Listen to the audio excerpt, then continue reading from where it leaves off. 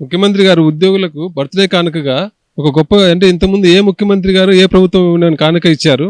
ఉద్యోగులందరూ అసంతృప్తిగా ఉన్నారు. అందరికీ తెలిసిందే. ఉద్యోగులు ఆవేశంతో ఉన్నారు. ఎవరు పిలిపించినా రోడ్డు మీదకి రావడానికి సిద్ధంగా ఉన్నారు. ఇలాంటి సందర్భంలో ఆదివారం రోజు అన్ని ఉద్యోగ సంఘాల నాయకులు, ఏపీ ఎన్జిఓ అధ్యక్షుడు విద్యాసాగర్ గారు, రెవెన్యూ అధ్యక్షుడు బొప్పరాజు గారు, జిఈ అధ్యక్షుడు సూర్యనారాయణ గారు, మేము టీచర్ సంఘాలు అందరూ కూడా పిలుపునివ్వడం జరిగింది. ప్రభుత్వం ఇలాగే ఉంటే, ఉద్యోగుల సమస్యలు పరిష్కరించకపోతే, ఉద్యోగులు రావాల్సిన ఇవ్వకపోతే రోడ్డు మీదకి వచ్చి ధర్నా చేయడానికి సిద్ధంగా ఉన్నామని చెప్పి అందరూ ఆ రోజు పిలుపునివ్వడం జరిగింది.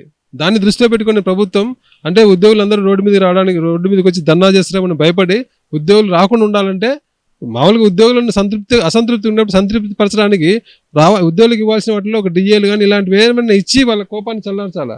కానీ ఈ ప్రభుత్వం అలా చేయకుండా ఉద్యోగులను భయపెట్టి ఉద్యోగులను తమ గుప్పిట్లో పెట్టుకోవడానికి ఉద్యమాన్ని అణిచేయాలనే ఉద్దేశంతో, ఉద్యోగులు భయపెట్టాలనే ఉద్దేశంతో నా మీద ఈ చర్య తీసుకున్నది.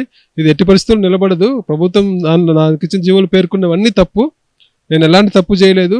నేను తిరిగిన డిపోలు కూడా, నేను 4 డిపోలు తిరిగినని వాళ్ళు చెప్పిన వాటిల్లో 4 డిపో మేనేజర్లు అక్కడ ఎలాంటి ఎన్నికల ప్రచారం జరగలేదని చెప్పి చాలా స్పష్టంగా రిపోర్ట్ ఇచ్చిండ్రు. అలాంటిది కావాలనే ప్రభుత్వం ఎలాంటి ఆధారం లేకుండా కావాలని ఉద్యోగులు భయపెట్టాలంటే ఎవరో ఒకరి మీద యాక్షన్ తీసుకోవాలనే ఉద్దేశంతోనే ప్రభుత్వం చర్య తీసుకునింది. ఖచ్చితంగా దీని మీద న్యాయ పోరాటం చేస్తాం. అలాగే ప్రభుత్వం కూడా గుర్తుంచుకోవాలి, ఇలాంటి చర్యలకు ఉద్యోగులు భయపడరు. ఇలా చేయడం వల్ల ప్రభుత్వానికి వ్యతిరేకత పెరుగుతుంది తప్ప తగ్గదు. సమయం వచ్చినప్పుడు ఉద్యోగులందరూ రోడ్డు మీదకి వస్తారు. ప్రభుత్వానికి తగిన సమయంలో ఖచ్చితంగా బుద్ధి చెప్తారు. Thank you.